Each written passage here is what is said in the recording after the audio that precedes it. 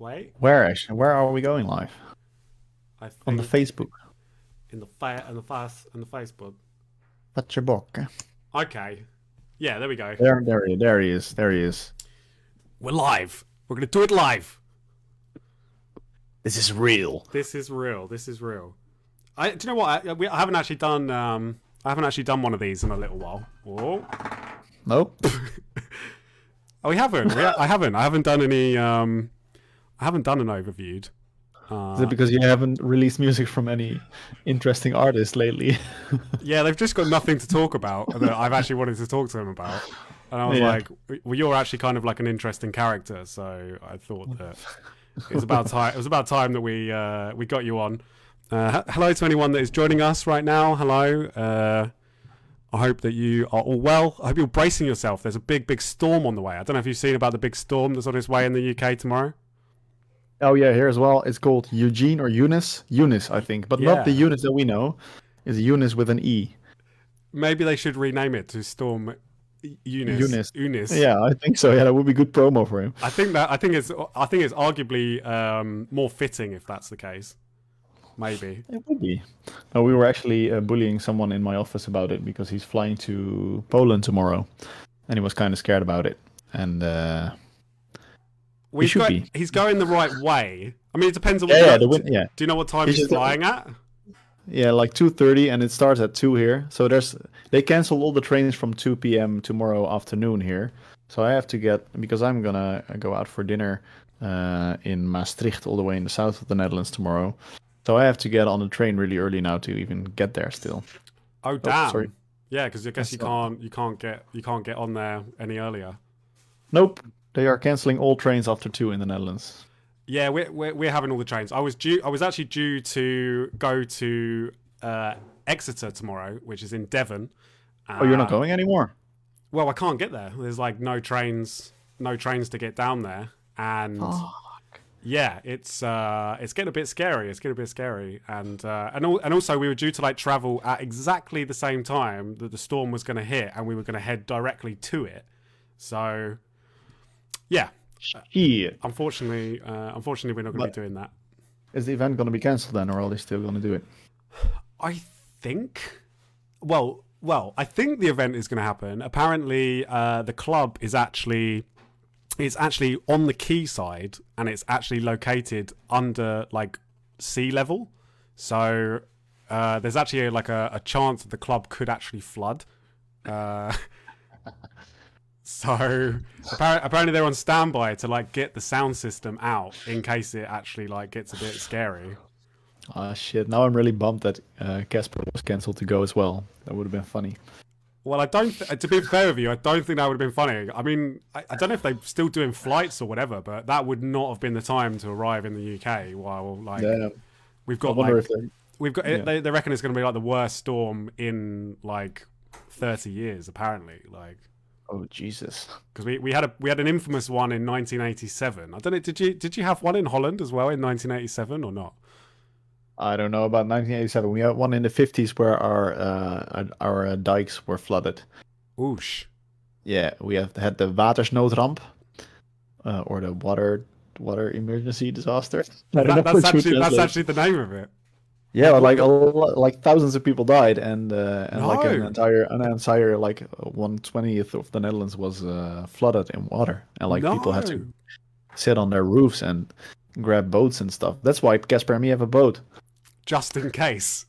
You never know. That's why we live on the 10th floor. You live on the 10th floor and you have a boat, so They're you'll not be gonna fine. get us again. You'll be fine. Yeah. Maybe your boat will like rise to the 10th level. Actually, no, that's a bit. Yeah, That's yeah. global warming. That's how One we day, calculate one it. day, We'll maybe. come up and then we jump in, and then we are the arch of Noah. Noah? Is that what I call it in English? Yeah. Yeah, there you go. Okay, well that's shitty, man. That is not gonna go ahead. The overview. Yeah, Well, yeah, one of those things. I mean, if anything, it's probably like a good thing, because I don't know. In the storms, we're getting used to nature canceling all our fun, right? I mean, this is it. If like 2020 and 2021 were like, hold on, like hold my coat, like I'm going in. Like we've already started off. There's nearly going to be what like an invasion with Russia into Ukraine. We've got like the worst storm happening. Like, yeah, we thought we were clear. We thought, right, yeah, COVID's done. We're okay. But the world's just like, no. Next month you're going to be out of fish and chips. There's going to be a fish and chip shortage. All the French are taking all of our fish. Oh my, yeah. So we've taken all the potatoes. Do you know what? There is or was actually a crisp shortage in the UK. I don't know if you're familiar with this. No.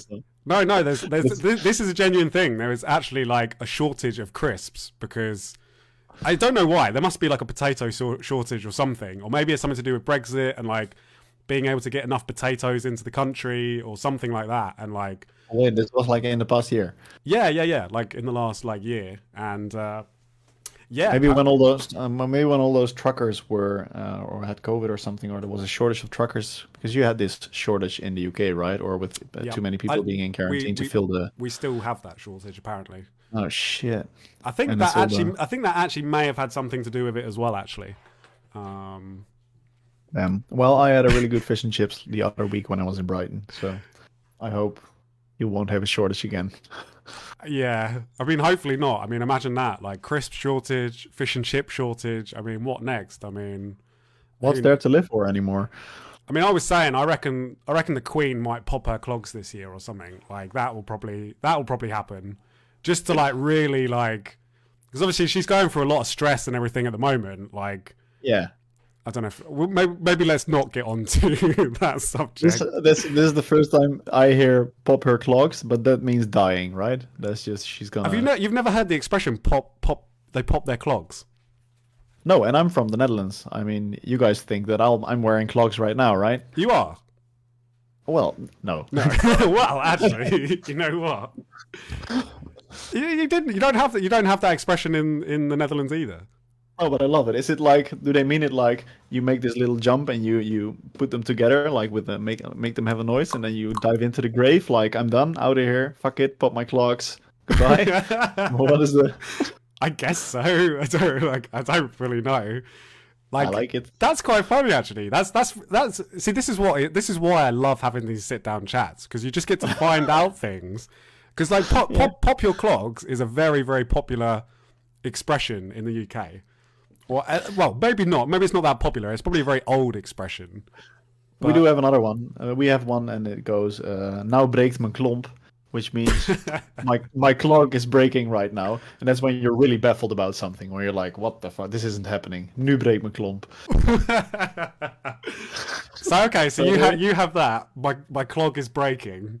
We have pop your clogs. So maybe the expressions are interlinked somewhere, but they've got lost in translation, and it's become, instead of breaking your clogs, it's like, yeah, you're gonna die.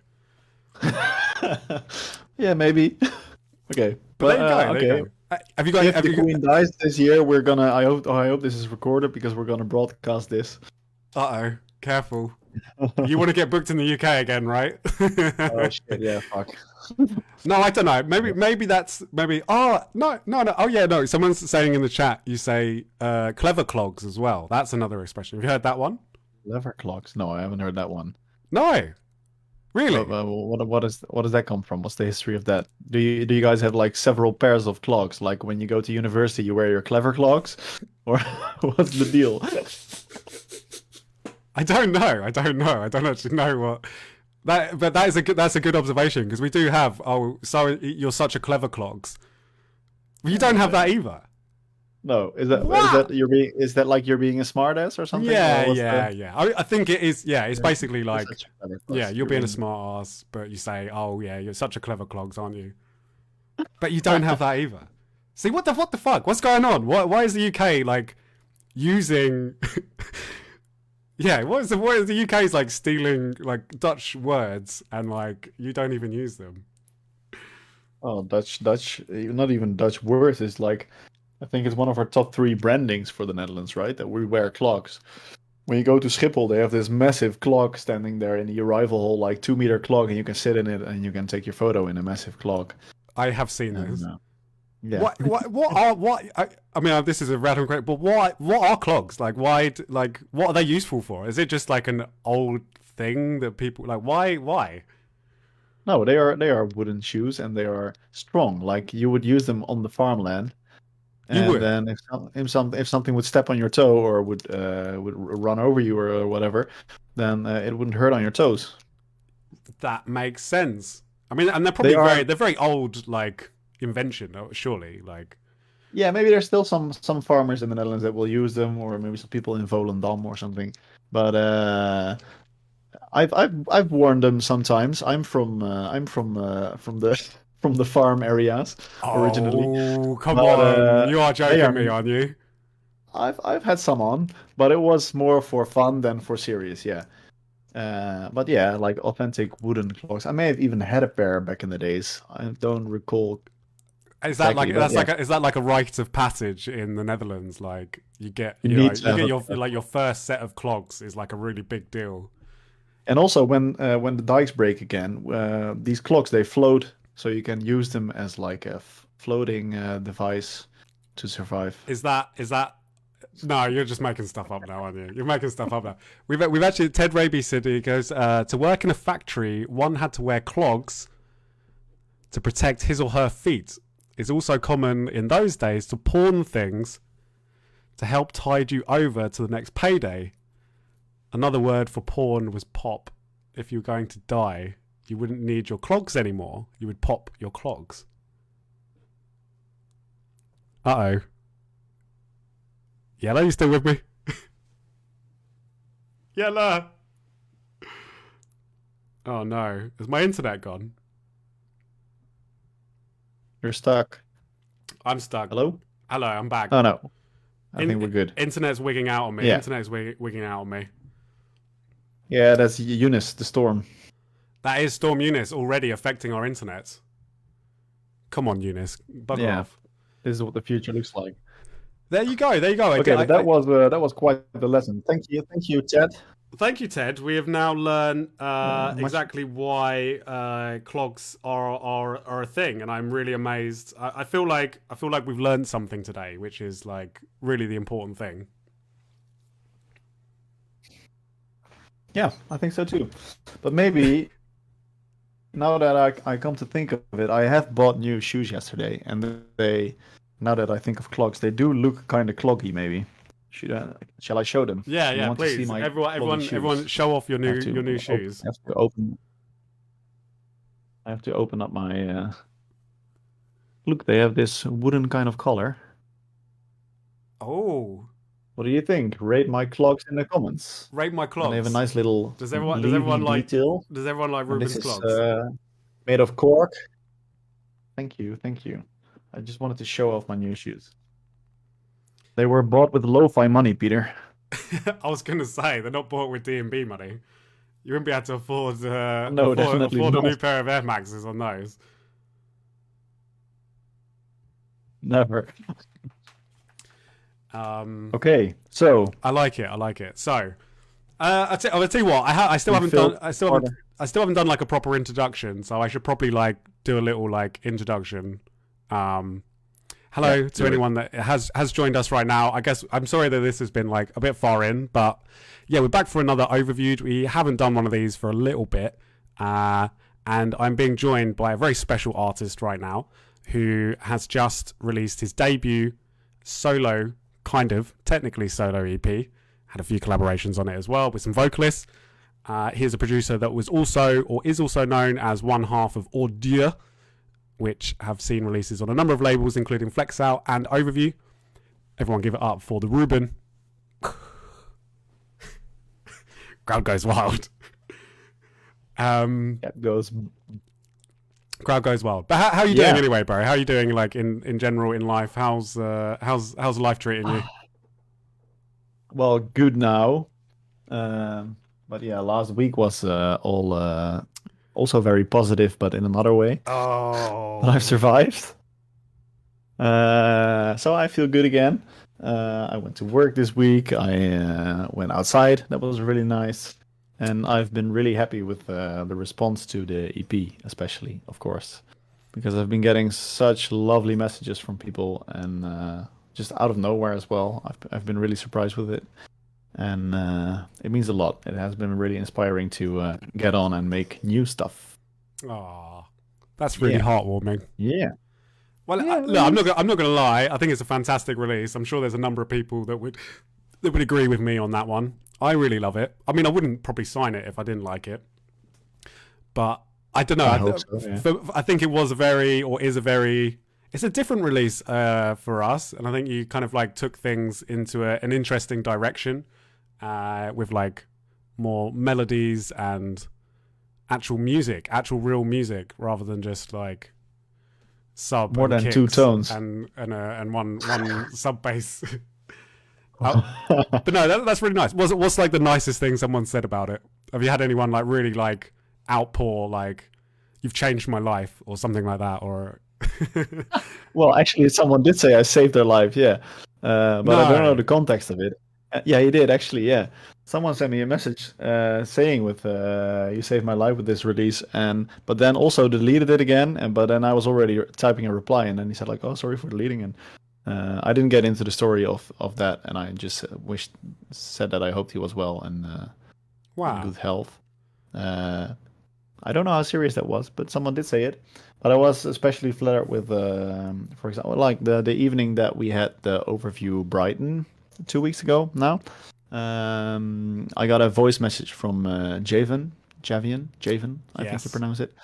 And that was totally unexpected and out of nowhere. And he was halfway through the EP, and he sent me a voice message saying how much he loved it. And yeah, that really touched me. That someone takes the effort to just reach out to you in that way and say something so nice about it. So yeah, Big up, that's Javian. nice. Big up, Javian. He's a Yeah, lovely guy. absolutely. So is He that is. that a little? Has he been? Is there a little some things potentially happening, or can you not say too much right now? Have I sent him a tune and has he agreed to work on it? Maybe. Have to wait and see. To be Who fair knows? with you, I mean, like, I'm not being funny, but obviously, like, I guess the fact that you kind of worked with vocalists in that kind of way showed a bit of diversity. And I mean, like, I think Memories is just an amazing track, and the way the vocal works with it and all the rest of it. So I can see why a vocalist is going to be like, I want you right I now. hope so. I fucking hope so. Yeah, no, that would be amazing because I love working with vocalists. It has been my job as well for a number of years, working as a vocal producer, recording vocalists, and melodizing and processing their vocals and stuff. And I really love doing that, especially for my own music. So I would love to do that more often. So yeah, not a lot of boom ticky ticky sub drum music for me. Sorry, Marcus. Sorry, Marcus. As soon as I get the chance, I'll sell out. No. Were you gonna go full on like power liquid dance floor like? No, You could do it. But, you could do it. No, but I do see a lot of stuff happening in drum and bass that I'm really loving. That is pretty poppy, in my opinion. Like some of the Wilkinson tunes on his new album, like Used to This and some others. I really love those. Like it's quality drum and bass production. And then there's also some tunes on the album that are very standard dance floor, in my opinion, and not that interesting. But these tunes have really nice vocals, are really poppy and memorable, and are very well produced. And that is something I would aspire. Yeah. Yeah. To be fair, I have listened through to the album. I like it. I think it was really cool. Like again, like you're saying, like well produced. Like it's kind of what you would expect in a way, but like it's well done. It's well done. So big up Wilkinson. Yeah, big up Wilkie. I know he's watching. He won't be anymore after after one of those comments. But Marcus said Ruben new MTA signing. I don't think MTA is still going as a record label. I mean, I don't think so. It's probably all merged into Worship by now, right? Yeah, I mean, I'm not being funny, but if you're in that kind of world, it seems to be like self-releasing. It seems to be like the way that everyone goes. Are you gonna do that? Are you gonna do like Ruben recordings? Ruben recordings, no. Well, not that I know. Well, I already, if I would want an outlet for my music and do it myself, then I could, of course, do it on the Music Squad as well. Big up to the Music Squad crew. Big up the Music Squad. I mean, I got all the passwords, so I wouldn't even have to run and buy them. There would be no voting forms for that one. You'd just be like, yeah. Oh, did we just forget the voting form? No, Yellow just wanted to release, so he just did it. Why not? Why not? It could work. That could work, but no, but I like working with labels as well because I think every label adds their own spice to a release and of course reaches their own audience. But I think also every label, um, the history of a label also adds to releasing your music on there. I think as it gives it a context or something, and can make it fit really well or better. And I like that aspect of labels. How was your experience working with Overview? It was fun. It was fun. Sometimes stressful. No, but Why? it Why? was Why? What was so stressful about it? You wanted to ask the what hard questions. just randomly listening to a podcast and hearing my new alias being announced and thinking, no, Oh, you had to bring that one up already. no, no, but Oh. no, no, no. But actually, what I really liked about Overview, what has been consistent during these two EP releases, is that I think uh, that we have a lot of fun talking about these releases and coming up with ideas for the promotion, like we did with the Prima Dolo EP with the fucking game. Like that's Ah. it's still quite hilarious that in a very short amount of time we made a complete Flappy Bird ripoff with our boat going through the Amsterdam towers and shit. So if anyone hasn't played it, go check it out. I think Go do it that is right still now. online, primadolo.com. Yeah, yeah, we paid for a year, so it will be up until December. I actually showed someone yesterday still, so yeah. Casper just asked, what label is your next release coming on and why is it not Overview? Well, Ah, it's actually Music Squad for because the Ruben album, I'm guessing, on Music Squad. no. We're finally gonna do another VA with the squad. We've already done the voting. The only reason it's not out yet is because I'm slacking, because I'm Come too on, busy. Yella. Oh, come on, do Come some on, work. sort it out. But it's got a lot of cool tunes by Secula, Ruben, Wingo, Who else is on there? You got Hajimari, Freed. He got a Freed, DMR as well. Is DMR in there? Hajimari. No DMR this time, I think. Oh no. Tide Warp. Yeah, I don't think I didn't. I think Eunice pulled this tune because he wants to do an EP with it or something. But that Come will be on, the next Eunice. Ruben tune. But Casper, thanks for asking. Uh, we Putting you did. in a difficult position. We did kind of lock in a new EP on Overview as well, didn't we? We have. We are hopefully going to be doing that at some point. So you just We're got to really finish doing it now. 3 EPs on Overview in 1 year. You just need all those bookings now. That's the only reason I'm doing it, Peter. Oh. And because we do video games. And I did you an album launch. I did you an EP launch party. So, Absolutely, you know it. And you tipped me on a really good Indian restaurant as well in Brighton. the chili pickle. Yeah, that was really good. That was a amazing. banger. That was a banger. How Yeah. were leftovers? Yeah, they were really good actually. That was really good. I really needed that that day after because I can't remember. Yeah, we did. I think we did have a few beers that night. And then ate some leftover Indian food. Left some it over. Yeah, nice. But yeah, how was your stay in Brighton though? Did you like Brighton? I loved it, man. I had some people telling me that it was a bit more modest and more calm than Bristol, which was my only other comparison. Well, I've been to London as well, but actually I liked it better than Bristol. I'm sorry, Oh, Bristolians in the chat. I'm taking that one. No, because well, when I arrived in Bristol, it was in the middle of the night. I was in the middle of nowhere, and it was really grimy and a bit filthy and maybe even scary. No, not scary. Maybe. A little bit. Got to look over your shoulder in Bristol. I was all by myself. No, but I loved how in Brighton everything was pretty centered, and there was a lot of like street art and that kind of stuff, and it was really colorful, and a lot of fun, weird stores, and a lot of what are they called? Wait, I have to translate this. Seagulls. Those, yes, seagulls, but also dogs that are really have really small feet and then are really long. Oh, sausage dogs. Dash hounds. Dachshunds, dachshunds, dachshunds. Dash Yeah, hounds. those. There were a lot of them. That just struck I me. actually have a dash hound. My family actually have a dash hound, little Jack. That's how popular they are over here. Damn. Yeah, it surprised me. They even had a store with Dash Hound merchandise. That's just Brighton's just living the dream. I mean, but I personally prefer Brighton as well. Like, I mean, I know I'm a little bit biased because I live here, but I think like don't get me wrong, the drum and bass scene is better in Bristol without a shadow of a doubt. Like, I'm not going to try and claim that one, but I actually think as a city, like, and don't get me wrong, I like Bristol a lot, and I'm not no shade on Bristol, but I don't know. There's just something about Brighton. It's got a lot. It's got it's very cosmopolitan, and you got the beach, and it's just kind of a very fun place to be. So It was, yeah. And it was a bit quirky in ways as well, but I did like that about it as well. And the people were so friendly. Like from start to finish, everyone we met was well, except for the one girl that left a lot of egg shell in my sandwich. But other than her calling you out. the rest of Brighton were, yeah. And I tell you Except for what, one. I think you picked, well, not picked a good time, but that overview show that we actually did, I actually think was one of the best overview shows that we've done at that club. To be honest with you, Yeah, you said so, yeah.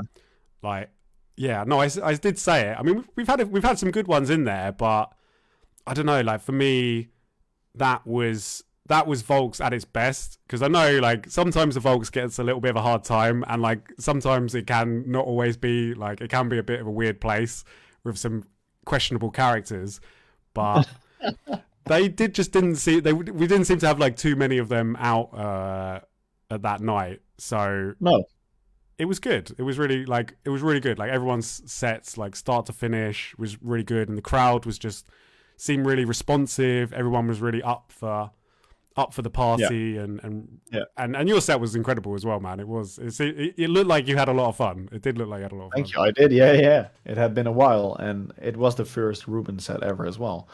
So it was fun to do that, and I was really glad that there were some people in the front who knew my name and seemed to know the tunes as well. So that was good to see, and it was fun. Yeah, I swear, did you say one of the bartenders was like, "Are you Ruben?" Yeah, and then proceeded not to give me free beer. Fuck. I, you got to be bigger, mate. You need to have more. You need to have more monthly listeners on Spotify, mate, and I'm then not maybe there it'll yet. happen. I'm not there yet. Yeah. But I need still, to touch getting the million. you got recognized in another country. Like that's got to be a. Is that a first? Maybe not a first. I don't know. It's not a first, but no, but Everyone recognizes me, you know. but it's the first for Ruben definitely. Yeah. So that was fun. No, Good stuff. I'm glad. Yeah. I'm glad. I'm glad it was a a really good show, and yeah, you got to like stay for a few days as well. It wasn't like, I think that can be sometimes a problem with like, as you know, like touring or whatever. You sometimes just rush in, rush out, and Yeah. you got to actually sort of experience a bit of it. And No, this was nice, and certainly after such a long period of not traveling and stuff, we were really settled on staying a bit longer, and it was a lot of fun. Yeah. no, good. I see. Obviously, things are starting to. You guys are now opening back up in the Netherlands now. You finally done it. Yeah, damn. Took a while. Yeah, as of tomorrow, we can go to pubs to 1 a.m. instead of 10 p.m. And Whoa. then the week after, everything is out the window, I think. So I think only for events bigger than 500 people, everyone would have to test. So that's the Right. 1G system then. But other than that, it's all opening up again. Yeah. So really hyped about that. Have you got any shows or any gigs like planned already, or have you? I don't know what's. Uh, yeah, in April, so that's a while still. But I'm definitely going to Casper's party on the 25th. Uh, what are you gonna say? I was going to say rolling in the deep. Yeah. Give it a little plug. Where is that? Where is that? Yeah, it's in Utrecht, so that's the city where I work as well. In the Helling, and they booked DLR and Fentix, and then Casper's gonna be playing as well, and the crew. So that should be fun. So everybody buy your tickets right now. Buy your tickets. I mean, Casper said he literally like turned that event around in like 3 hours or something. You Yeah, reckon? yeah. What I'm glad he did is the right decision. Yeah. I mean, I did say to him, I was like, I don't know why you're booking anybody. Like, you could put Mr. Bean on, and it would still like sell out. Like, you could Yeah, have but you, I you like could that you could have just done Waze and Ruben back to back all night, and like it would have been fine. it would have been a more fun night, definitely. But I, d- I do like how serious they take their concept as well, and they don't want to undersell themselves, so they really want to keep up the high standard they have, and I like that about it. It's good. Why did you not get booked? Yeah. Casper, come on. Casper still watching? Why did you not book Yellow? Come on. Because he's booking me for another one later. Okay. I think. I think. Well, actually, I believe that it may be when we're doing the overview show in the Netherlands. I think. That may be the one. I think that is. Could that be? Is that somewhere in between the 13th and the 15th of October? I think it is. So keep an eye out, Dutch friends. Overview is going to be over. Although I do say, like, I love the Netherlands, but the Netherlands is just a very intense place, and sometimes you're not allowed to book an Airbnb again. I'm not allowed to book an Airbnb again, and I have to be watched at all times. Any sort of consumption of anything that I'm going to put in my body, but let's not get caught up on that one.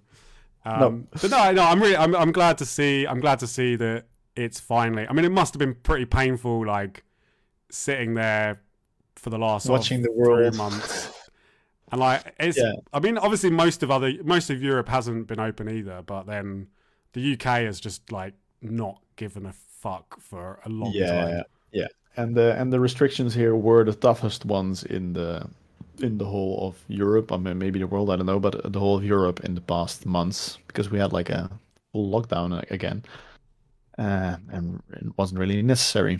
And yeah, it's a bit of a pain because, like, for my job, I also organize events with the Blackout the 11th of February. So past Friday, we would have had a Blackout XL. But of course, that was cancelled as well. And it does hurt a bit that, like, now 2 weeks later, everything will be fully open and we could have done it. Yeah. But yeah, back to rescheduling flights and on to the next. I hope you didn't lose too much out of that. I mean, it's always that, like, I don't know. Let's not open up those wounds. But that is that's the real reality of it, isn't it? Like, these are like big productions, and then bam, you're gone. And yeah, you got them be scrambling around. Well, luckily, all the flight companies are pretty flexible now with. Yeah. So that's I think we got like 2K in KLM flight vouchers now that we can still use. So that's fun. But at least the money's not gone or something. So yeah. And also, if the party would have gone ahead last Friday, I wouldn't have been able to go because I had COVID. So maybe it's kind of. Maybe I could be happy that it's. I probably should say you did come over to the UK and you did manage to catch COVID. Yeah. I mean, I was kind of not expecting it, but I was. How do you say that? Expecting. I knew it could happen. Like I was like, next week I may be sick, but it's worth it. Yeah. It was worth it. Yeah. It wasn't too painful. You weren't pulling out your hair too much. No. I've been sick for like 1.5 days that I really felt not good. And aside from that, it was just a bit of throat pain and a nose cold, and it was fine. But just the being inside for a week and the fear of infecting others, like Casper, and well, luckily I didn't infect my girlfriend, or she didn't get it in the UK either. So that's kind of a mystery as well. And Casper didn't catch either of you. You were pretty safe. Yeah, although he kind of does regret it now because it would have been good timing for him to have it now. Now he's afraid he's going to get it next week. So let's not tempt fate. Let's not tempt fate either. It'll be all right. It'll be all right.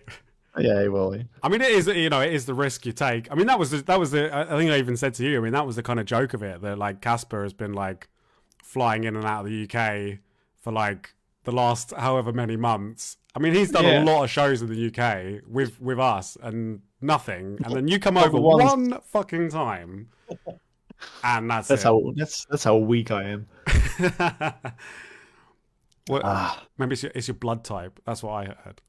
I tell you what. Let's leave the COVID conversation. Let's yes. put that behind. Have you got any? Have you got another like blackout then planned? When are you rescheduling that to?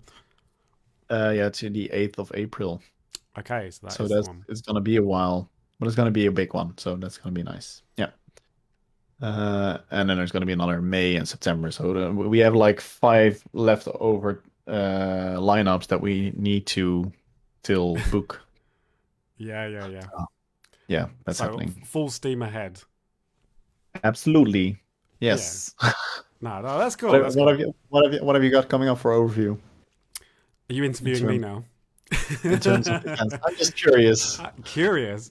because Uh, you had a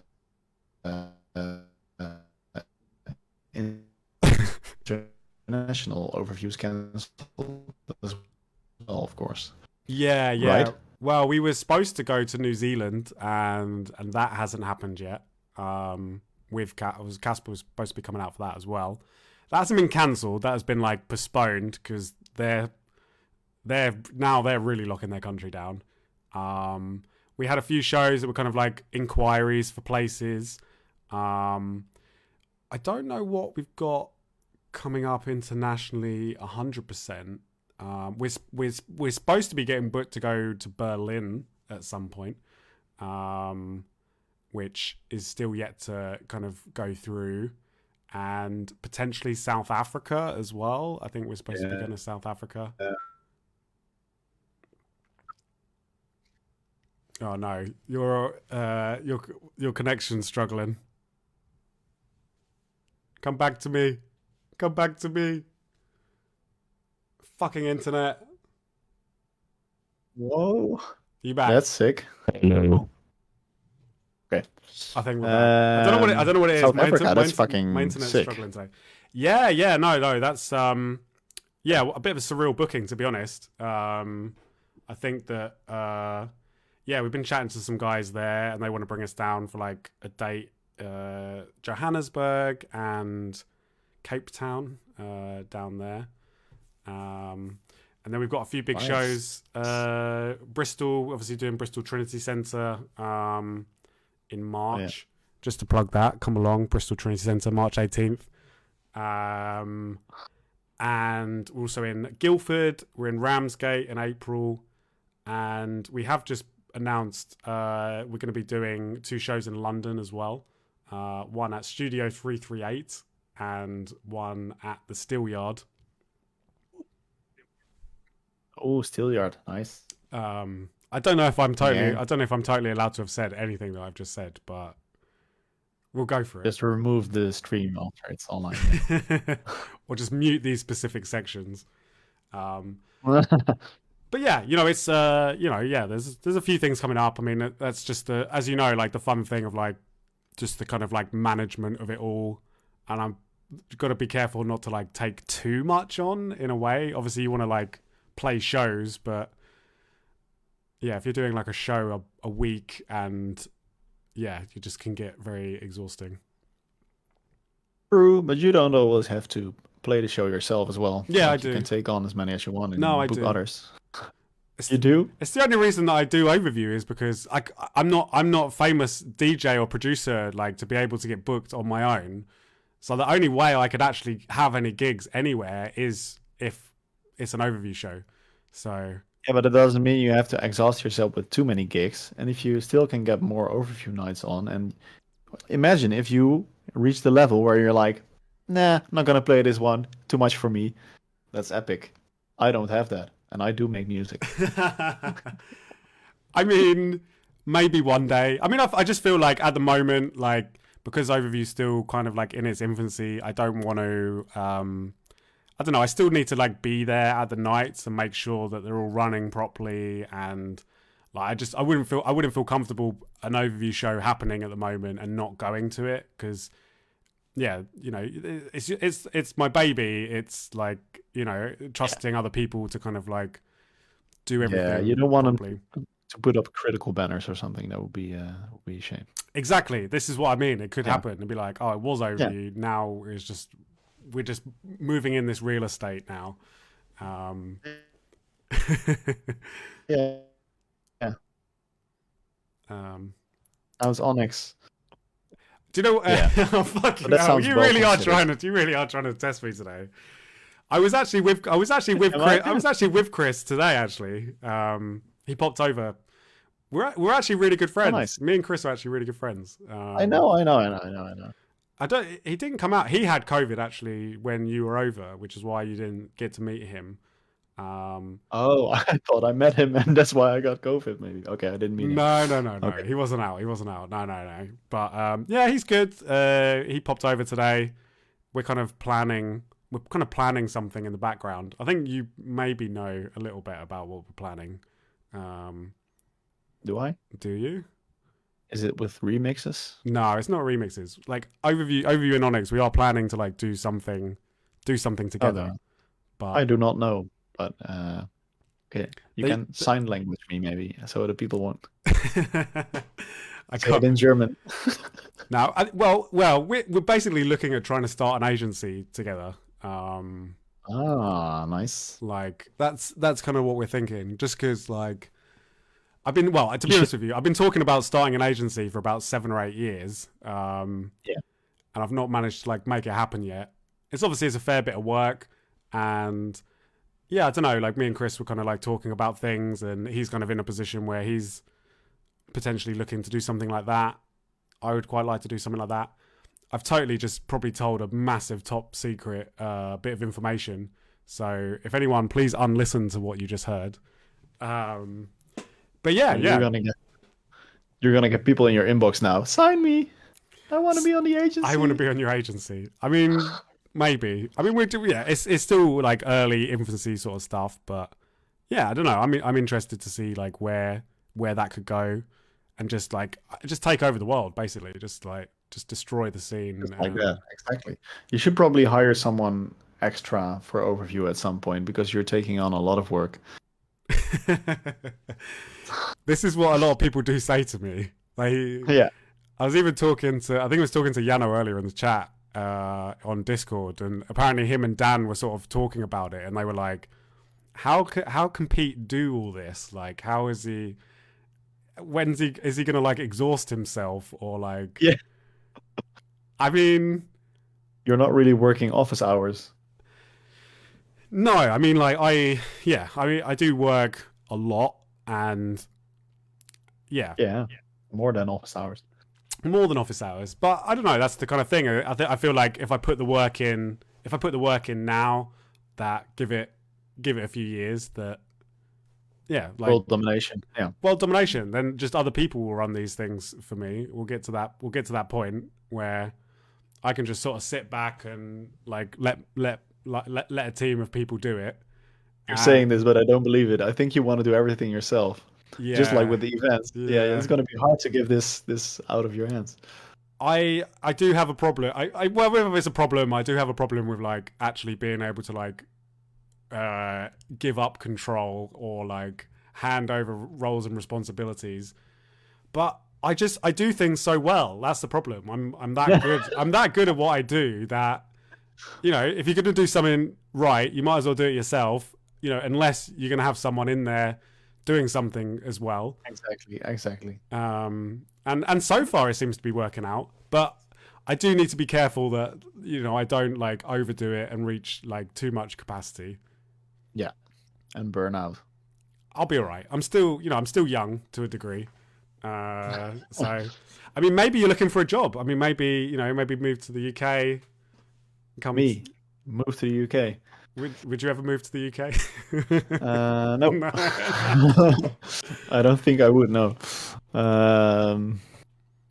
No. Would you go anywhere? Would you go anywhere if you wanted to? I have thought about it a lot, and I have actually once, when I arrived in Bristol, thought about I could stay here and see what life's like, but I'm glad I didn't.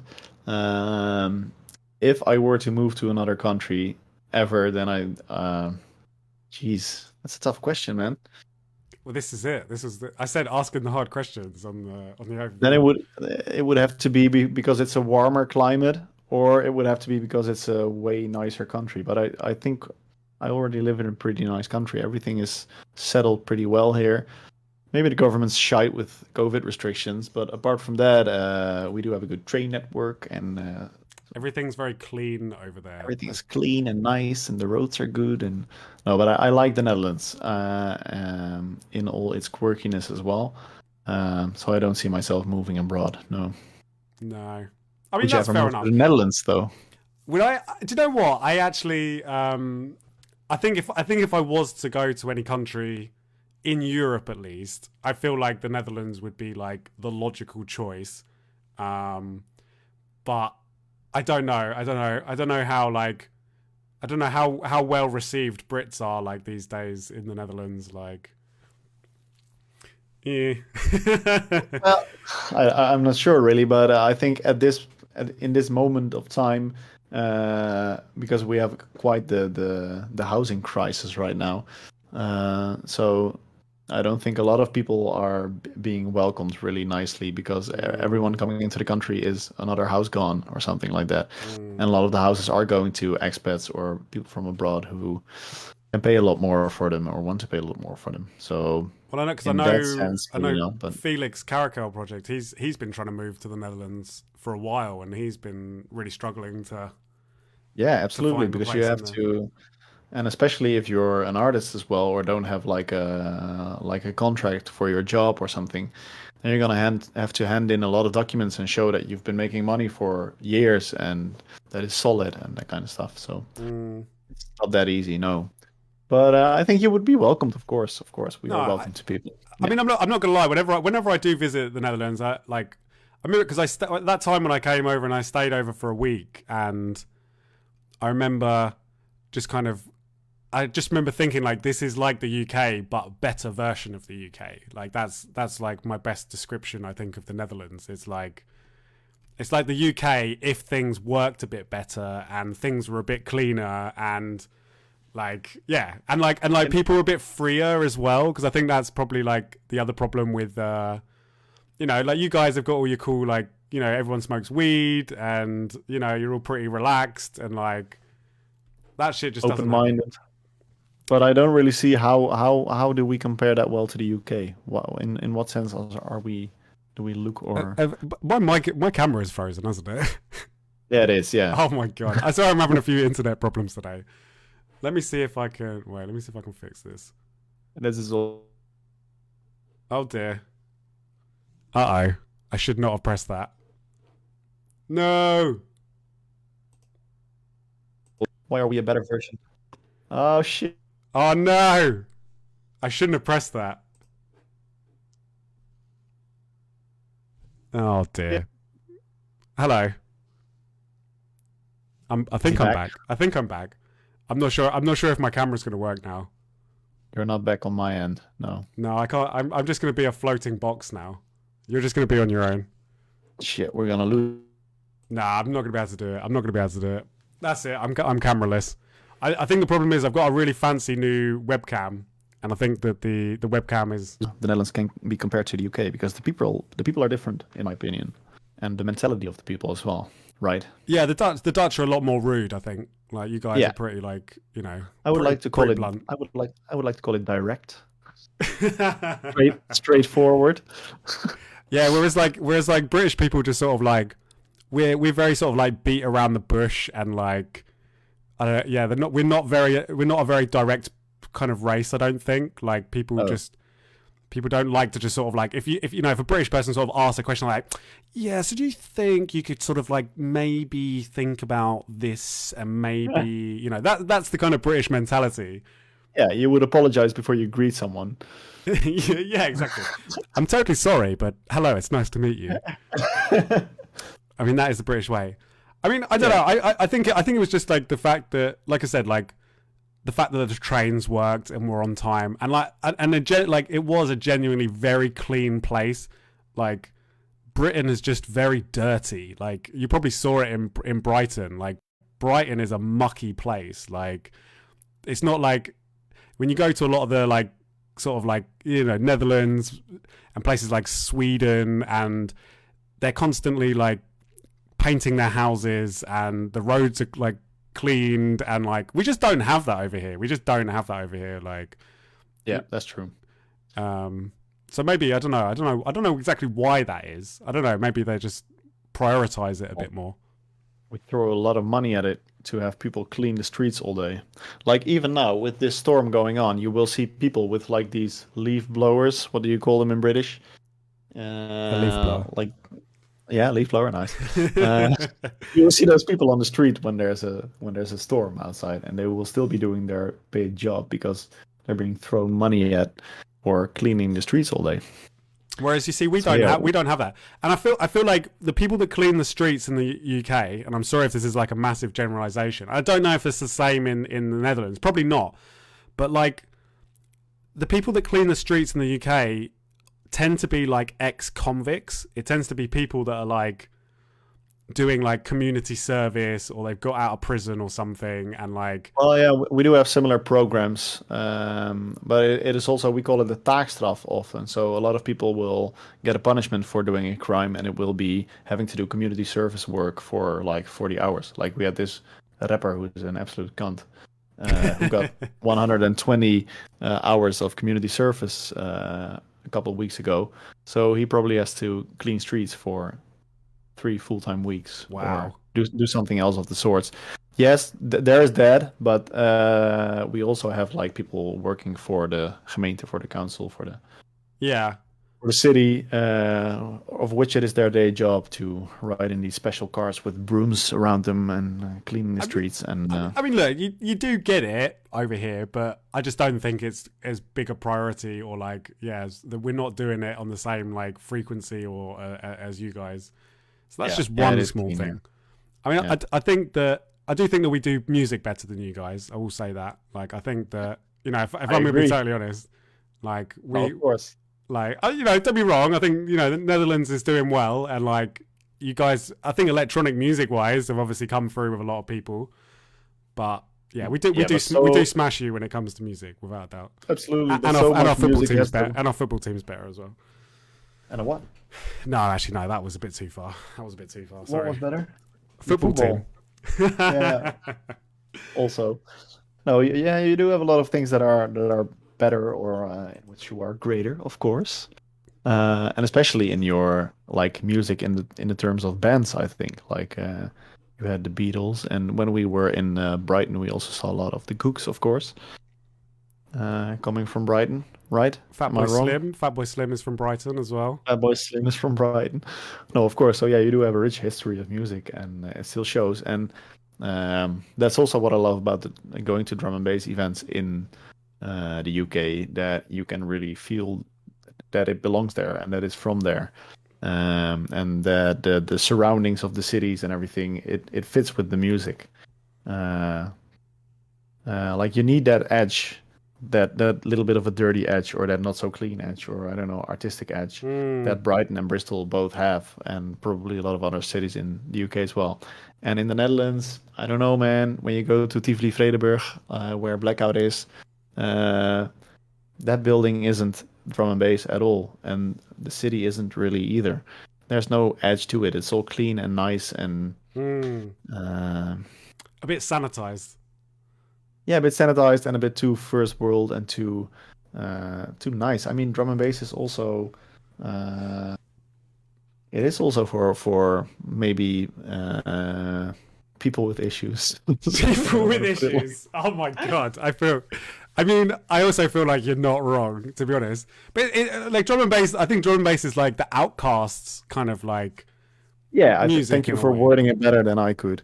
But I do think you would feel more attracted to drum and bass if you have maybe had shittier times, or didn't fit in as well. Fit in, felt excluded. Yeah, definitely.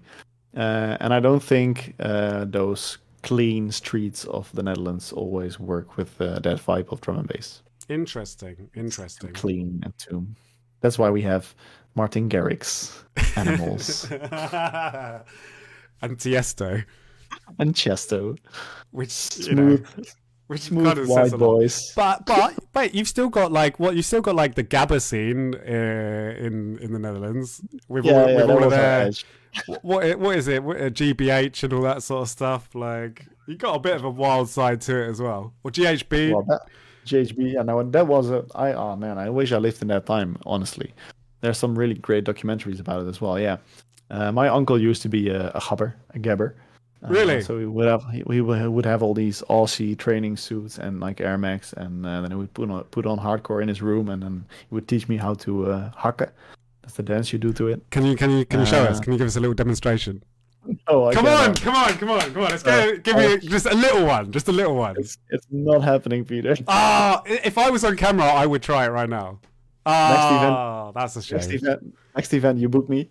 I will do it for you. I'm holding you to that. Yeah, you may. I will even play the hardcore for it. But no, yeah, but that was maybe that was the last edge that we had in the Netherlands, because that was especially in the 90s, of course. That was when people would just break open bunkers or tunnels and have their raves in there, and people would use so much drugs, or the drugs were much better, I don't know, but in all these videos, when you see them, you're like, holy shit. What were you guys taking? What are you doing, and how did you survive? But yeah, it was in a time where also police were a bit more stupid.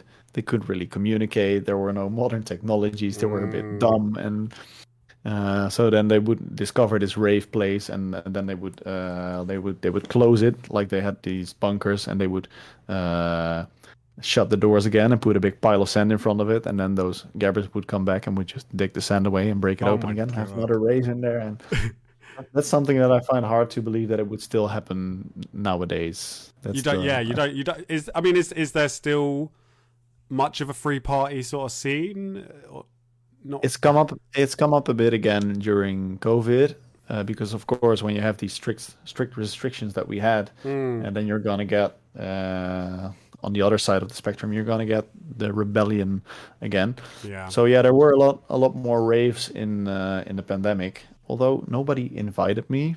What the fuck? You don't play the right type of music. With all your melodies and stuff. They just want to gabba techno, bro. Come on. Yeah. Well, there was one really cool one that I really admired, and I wish. No, they played shit music, but there is a new police station being built in the east side of Amsterdam, under construction still. No way. They had a rave in there. Shut up. 300 or 400 people. No, that's fucking poetic. That's a good move, right? That is amazing. I love that. I tell you what, I didn't. Well, not that I didn't realize, but like you're saying about the 90s and the Netherlands, but how kind of like a vital. Amsterdam and the Netherlands being basically the birthplace of ecstasy, really. Like that was like between Belgium and the Netherlands, because that was where like ecstasy was like first kind of really took off, and it was where supplied pretty much all of the UK, like because it was learning about how the original drug dealers that first brought ecstasy to the UK, and it was all through the Netherlands. So, you guys obviously played an incredibly important role there. Is it still massive? Is ecstasy still massive there? I mean, do you still... Or is it... Yeah, it is. Because especially, and it is a big issue as well, but in the south of the Netherlands, we have a province called Brabant. And we all call it the ecstasy province, because there I think still like a big ass chunk of the world's ecstasy is produced there. Wait, should I Google it? It's more like in the forests and stuff. You got more like a woodland area down there. Yeah, and there will be people just bribing farmers to use their farm to cook ecstasy. And the problem is that because when you make ecstasy, you have a lot of waste that comes from it as well. Right. And you need to get rid of that somehow. And they dump it in nature. So a lot of people will just run into like jerry cans full of all this ecstasy waste, and it smells really bad as well, they say. I was going to say. And it's really bad for nature. And sometimes they find these holes in the ground where people have dug like a special borehole sort of thing. Yeah, just to pour the waste in. And even it's already as far as people from the criminal circuit, I think, have already entered politics, like local politics as well. So No, they're already, yeah, so they're already trying to influence and control the areas governing in the, yeah, to get it that way. Well, I to suppose if make you've it got that easier much to. money and influence, it seems like the logical step. I'd say Yeah, that's kind of interesting in as much as like, you know, the whole kind of like ecstasy and, you know, one love and yeah, you know, that whole kind of like attitude. But the dark then side. yeah, like the dark side is like, well, actually, you know, this actually creates like a lot of waste and is actually pretty toxic to like, you know, to nature potentially. Like that kind of I've never even like really knew that, to be honest. Like I can't say that I've ever been that involved in ecstasy production. And otherwise, you wouldn't say it on camera. Otherwise I wouldn't say it on camera. But no, it's interesting that there is that kind of like that other side to it, I guess. Yeah, absolutely. And but I think also, and it's been going on for a while that this is being brought up in politics here in the Netherlands as well. But there is a big voice for legalizing a lot of drugs in the Netherlands because, Oh, that's not uh, surprising in the slightest. right? Well, people have always thought that we are ahead of the game when it comes to legalizing drugs because you can smoke weed here. But the story behind it is actually not as legal as you think because it's illegal to grow weed or to deliver weed to a coffee shop. So it's a gray area how coffee shops get their weed because that's all done illegal. And so we're not that legal, really. You can just buy it in the shop, but everything before that, the entire process is illegal. But I guess Um, is it maybe that it's like too big to fail, like, or there's just too much of it that the authorities almost can't do anything about it, or like why? I don't even get how it's like they, they are doing something about it. Like they are actively looking for places where they grow weed and they are destroying the weed, while opening all the coffee shops and all the tourists are opening everywhere. yeah. That's crazy. So it's stupid because we lose so much money because of it. Like if you would just grow it, let the state grow it, or let professionals grow it, and you tax it, right? Because now we're missing all that tax income. And if you would do that, you would have so much money that you can put So into. you're saying that the weed that I would smoke, not that I do. Actually, no, I do smoke weed in Amsterdam. You've got to do it. I'm a Brit. I've got to do that standard Of course. tourist Brit Yeah. thing. So you're saying that the weed that I'm actually smoking is actually illegally grown, but I'm legally allowed Yeah. to smoke it. Yeah. And you Because just the blew my moment mind. it's the moment it's in the coffee shop, then it's legal. Yeah. Wow. How stupid is that? That is And I think stupid. they should do the same for ecstasy probably because if you regulate it like that, then you can make a lot of money off it, Mm, mm, and you can dispose the waste in an more environmental controlled friendly way. way, and you maybe cancel out some criminal stuff, although that's Mm. more to do with cocaine, I think. But yeah, I'm not a When politician. has weed like always been legal in the Netherlands, or was it like did it turn at a certain point? Like Uh, now I'm really testing you on your knowledge because that's the thing with the UK. Like there was a lot of drugs that you know used to be legal. Like heroin used to be like legal in the UK, and yeah, it was only made illegal in like the 60s. And I think weed was a similar thing because there was a lot of like moral panic in like the 1920s and 30s, like reefer madness and all that kind of thing. So previously you could, it wasn't illegal, and then they changed it illegal. But I don't know if you know. I'm testing you on your knowledge right now. I wouldn't know, and I don't. I'm maybe the least Dutch person when it comes to this because I don't even smoke weed. Because when I do, I puke. So I don't. I tell you what, I tell you what, I swear, like it does feel like a lot of Dutch people don't actually really But partake that's in it. Like that's you the know what kind it of is. funny That's thing. when I was 16, 17. Then it was cool because it was illegal for me because you have to be 18 to do it. But it was never really interesting to do because it was legal as well. Like when you legalize something, it loses Mm, its mysterious touch as well a bit. mm. So Well, and I guess I for you guys, a lot of it like is probably some synonymous with the Brits coming over and tourists smoking weed, and you're a oh bit like, my oh god, all right, here we go again. Like I'm really not that yeah. fast. ruining the city. But that's also an element of why no, but that's also an element of why I hate that our government isn't legalizing it fully and taxing the production of weed, because we have all these tourists coming to Amsterdam, and yes, in my view, for some bit ruining the city, or well, the demand of these tourists is that there is going to be a lot of coffee shops and a lot of red light district kind of stuff, and a lot of Nutella pancake stores and all this bullshit.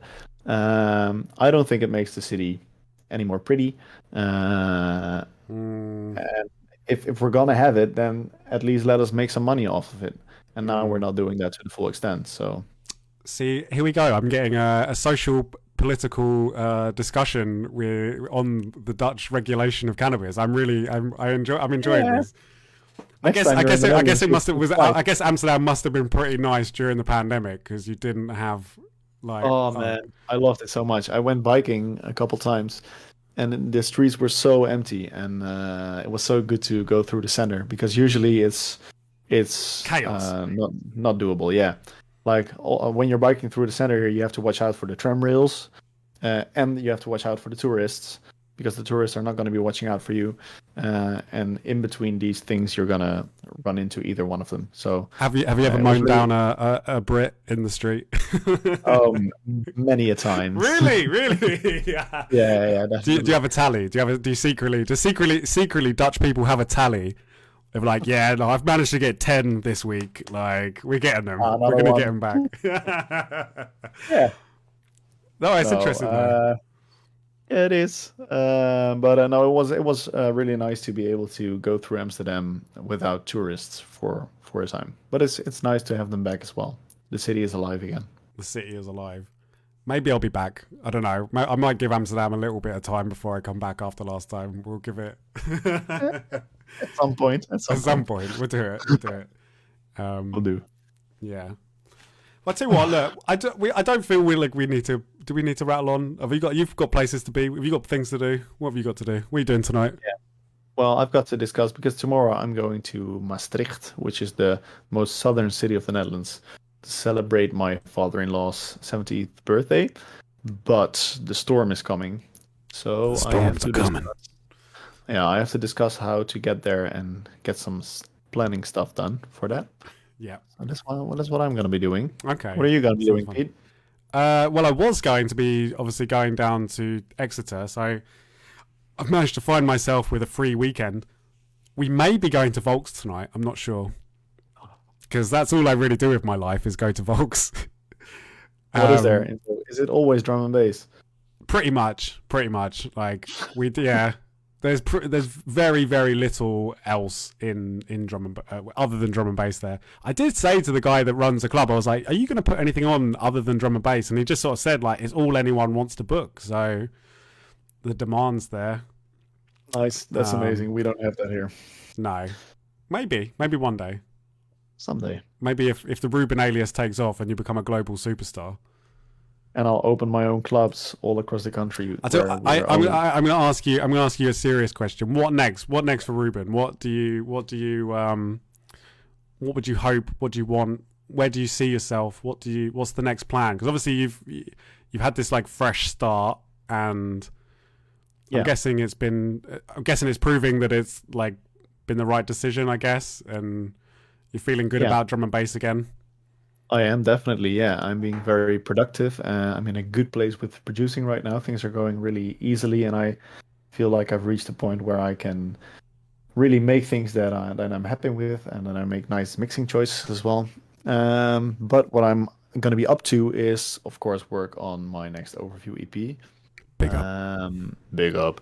And I was told to pick an overview tune to remix as well, so I need to. Oh yeah, you do. I need to dive into the full discography and see what's left, because of course I've already picked my favorite ones. That was Mistress, and we've made an Orja remix for that. So now I have to pick another favorite. I mean, I do have to admit, I think I've maybe even said to it before, but I actually think that is one of my favorite remixes that we've had on the label. I really do. I really mean that. I know, like, there's probably a lot of people that have remixed tunes like, oh fuck you, Pete, but I don't know. I just love that flip. And you know what was the other? That was the other crazy thing as well, that you were actually there the first ever time that I ever heard that tune. Do you Really? remember? Yeah, it was for Casper's EP launch back in the pre-COVID times of 2019, and Nami was there. Oh, If you damn. remember, Was that in the Hague in Den Haag. in the basement club? Yeah, and because Nami just gave me some tunes, and all they said on it was "thank you." It didn't say anything else on it, and it was like "thank you 1, thank you 2," and that was No One and Mistress, and I think one of the other Rizzle collabs, and I didn't know what I was playing, and I clearly remember playing it. Like, and it was probably one of the real like highlights of that set, to be honest. Like, it just really like went off. And I remember seeing you. I even remember clearly seeing you in the crowd, like vibing to it. And then you went and remixed it, which I think was a really like crazy sort of like, That's a nice full circle moment. yeah, full circle. Which track are you thinking at the moment? Or has anyone got any suggestions? If anyone is still watching, what would you like to see? When I was gonna remix, when we remixed Mistress, I also asked Marcus Wings for a tune of his, but he didn't really want it remixed. Although it's been remixed by someone else now, so maybe I need to talk to him again. Oh, that was Sorrow, wasn't it? Yeah, it was. It was. Yeah, because I remember for that bit, Marcus was really like, no one's remixing this song. I'm never going to have it remixed.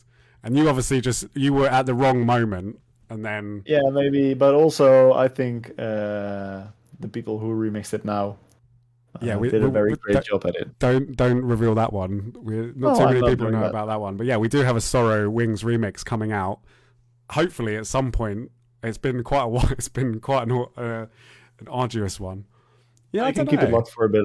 I think it could be cool to keep the Music Squad like connection. Maybe a Skylark or a ground tune, maybe, or maybe. But I think it would have to be something with a. I would suck at remixing just a boom ticky sub tune. It would have to be something with a melody or. You're fucked. You're absolutely fucked then. No. It makes it easier because I have just a very little bit to pick from. Yeah, maybe. Or I'd say pick a clinical tune, but I swear whenever we ask anyone to remix anything from the Overview catalogue, they always just want to remix a clinical tune. So really, it feels like that. It does feel like that. I don't have to. I wish that it does seem like it. We've got quite a lot of clinical remixes like on the way. Well, I'm gonna say something that's not gonna help me when in the future, because then when I remix something, you know this. But I do like remixing something of which I think I can easily improve things as well, or things of which I think this is really lovely, but I would have done it differently myself. That doesn't mean I don't think the tune is good, because the tune I'm a Mistress is amazing, and Sorrow too.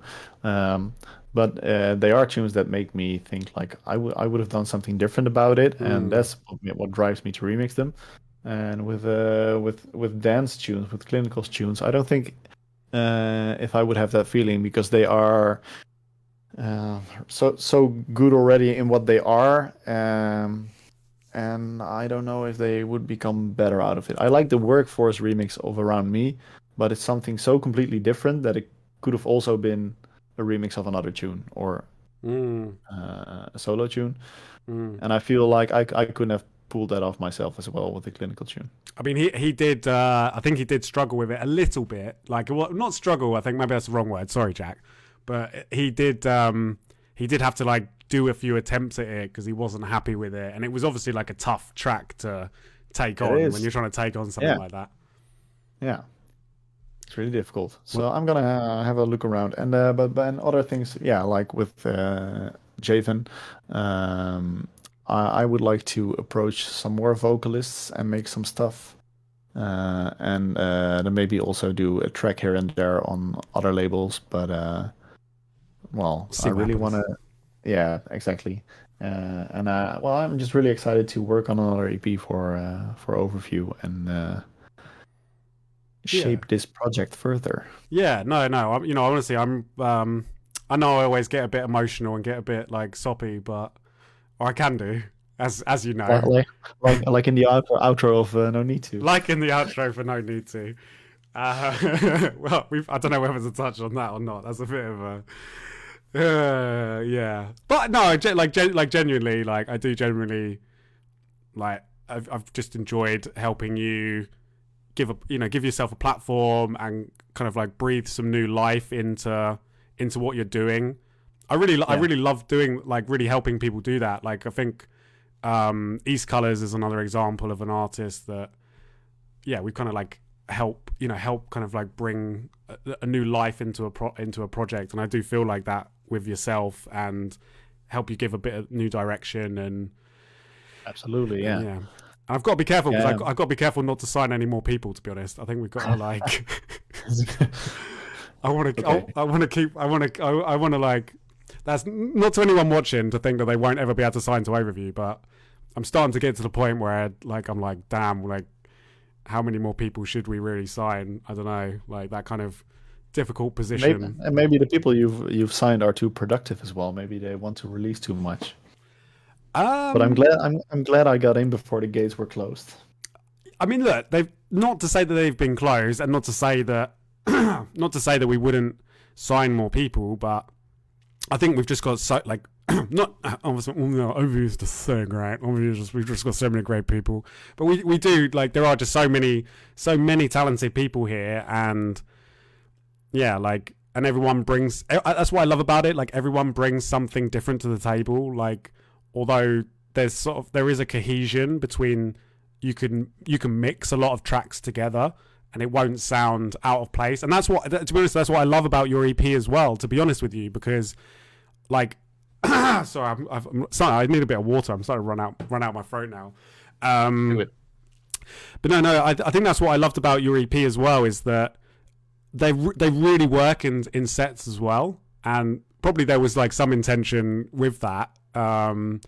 But when I have played them, the reaction has been just amazing. Like it really has, because I just love the fact that obviously we're known for the kind of boom ticky, minimal, but then you can bring a tune in like yours, like your music, and it just throws in another dynamic. And like, honestly, like the reaction that I've got to playing Memories out is just like it doesn't always happen, but I've had people, coming up to the decks going, what is this?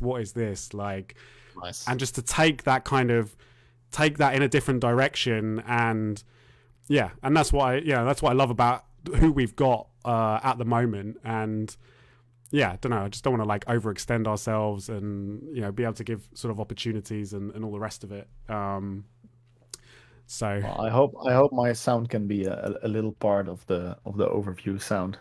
I think it does. I think it really I think it fits. Yeah, great. And like I said, like I think already, you can already hear a Rueben tune. Like you've already within one EP and like a few like, you did like the bootleg and obviously the Prima Dolo EP. Like you're already carving your own sound, which is really hard to do, and like I think 10 years. I mean that is maybe what obviously a lot of people Ruben's a new producer. Yeah, but no, I think where did that sound come from? What's your like where did it come from? Jesus, I don't know, but I have heard people say like, oh yeah, this sounds really like a Yellow tune, and then I think they mean that there are these weird melodic little things in there or something. I think like the drum work, like the intricacy of like the kind of like organic-y kind of drums, and then like you're saying the melodies, and yeah, it's just like I said, like, you can already hear it, like. So I'm excited to see what else you're going to bring, and I'm excited to see where this develops to, and yeah, Me too. And hopefully we can have some more fantastic releases and some more fantastic events, and the world is going to be good again. Oh, Peter, we're gonna fix this shit. We're gonna fix. I love it. The dikes will never break again, and there will be plenty of fish and chips for everyone. And Russia and Ukraine will just become best friends forever. Yes, we'll hug it out. Well, look, I think that's a fantastic note. I think that's a good note to end it on. Positivity. That's what I like to see. And Crimea will go back to Ukraine. That's the last ad I will have. No, Crimea is going to break off into the Black Sea and then become its own island nation, its own country. I like it. Yeah, just like Britain. Just like Britain. This is a very nice way to close this off, I think, Peter. Yeah. Thank you very much for the kind words, because I also hope to work with you in the future a lot more and see you at events. And no more recording me without my knowledge as well. Yeah, I don't think I'll be doing that again soon. I did deserve that. Though. I did deserve it. Well, we said we wouldn't touch on it, but we have. It's all good. It's great. It's great. I can't do that again. I cannot do that again. Nah, you'll be all right. All right, dude. Well, okay. Have a good rest of your weekend, and thanks for coming on and having a chat to me. If anyone hasn't already, please do go check out the Memories EP. Thank you also to Phoenix and Gusto on that one as well. Any last words? Anything you'd like to say? Anybody you'd like to big up? Friends or family you'd like to thank? What would you like to say? I want to big up you, of course, and also Ollie, because I think he has really smashed it with the animations, with the videos for the release. And also, you guys have really killed it with the new Yano art and also the video. It's really, really sick. So keep doing that. It's amazing. Go on then. Yes. Go on then. And go and check out Rueben. Where can we get you? Is Rueben Music? Is that across all socials? Oh yeah, I think so. Well, I only just made Facebook because I hate it. But have you actually made a Facebook page now? Yeah. Otherwise, I couldn't advertise on my Instagram. Oh, thank fuck! Because I've been trying to tag Rueben in all my posts, and you've been, like, I'm not gonna lie, like this is like, I know Facebook. Let's not get started on Facebook, but I could have been promoting, but better late than never. Come on, we'll sort it out. So I got it now. I tell you what, everybody go like the new Rueben page. Where is that? Is that facebook.com/Rueben Music? Yeah. I'm making it right now if I still can. Rueben Music. Create username. It's loading. Yes, I got it. It's Rueben Music. Yeah. There we go. So definitely go drop him a like, and yeah, please go check out what this man is doing. He's smashing it and going to continue to smash it, and everything's going to be good. Yes. All right, guys. Okay. That is that. I'll speak to you soon. Have a good one, and make sure you wrap up for the storm that's approaching as well. So yeah. Take care. Don't bring your umbrella outside. Big up. Bye-bye. Bye-bye.